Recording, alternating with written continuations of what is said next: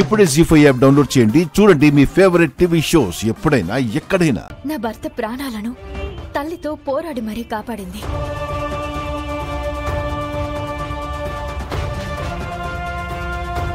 నాకు ఎవరైనా చిన్న సహాయం చేస్తేనే జీవితాంతం కృతజ్ఞత చూపించాలని అనుకుంటాను. అలాంటిది నా పసుపు కుంకుమల్ని కాపాడిన అలేఖ్యను ఎలా వదులుకుంటాను? అందులోనూ రుద్రాణి గారు నా దగ్గర నుంచి మాట తీసుకున్నారు. అదొక చిన్న కోరిక తీరుస్తావా అవని? చెప్పండి.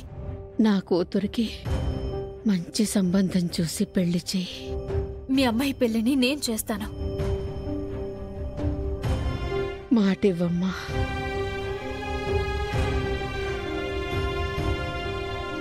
అవని,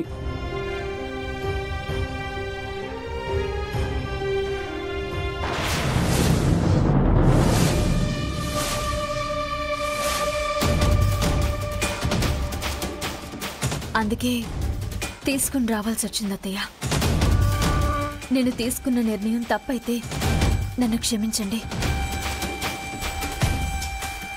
తననైతే బయటికి పంపించకండి. తనకొక దారి చూపించేంత వరకు మనందరం తనకి తోడుగా ఉండాలి. ఎందుకో నాకిదంతా కరెక్ట్ అనిపించట్లేదమ్మా. నువ్వు మరోసారి బాగా ఆలోచించుకో. అవునమ్మా, తన వలన మనకి మేలు జరిగింది కాదంటలేదు, కానీ మనసులో ఏవో భయాందోళన కలుగుతున్నాయి. మనం అతి మంచితనానికి పోతుంటే అది మనకి కలిసి రావడం లేదు. నీ నిర్ణయం ఎక్కడో ఏదో సమస్యకి నాంది కాబోతోందనిపిస్తోంది. ఏదో విపత్తుకి శ్రీకారం పలికినట్టు అనిపిస్తోంది.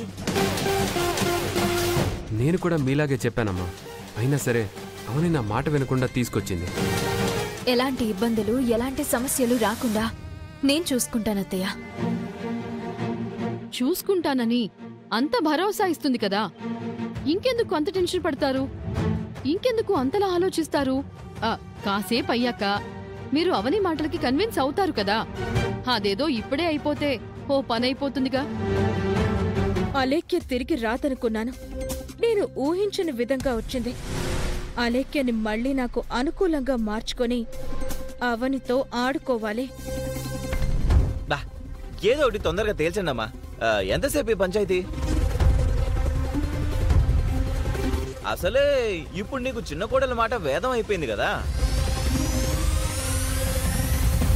మీ కొడుకుని కాపాడింది. ఆ కృతజ్ఞతని అవనిలా మీరు కూడా చూపించాలి కదా అత్తయ్య. ఎందుకు ఇంతలా ఆలోచిస్తున్నారు? సరేనమ్మా, నీ ఇష్టం.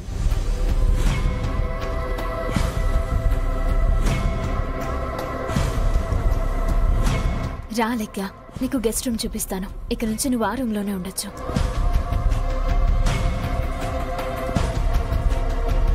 జీ5 యాప్ డౌన్లోడ్ చేసి అన్ని ఎపిసోడ్స్ పూర్తి ఉచితంగా చూడండి.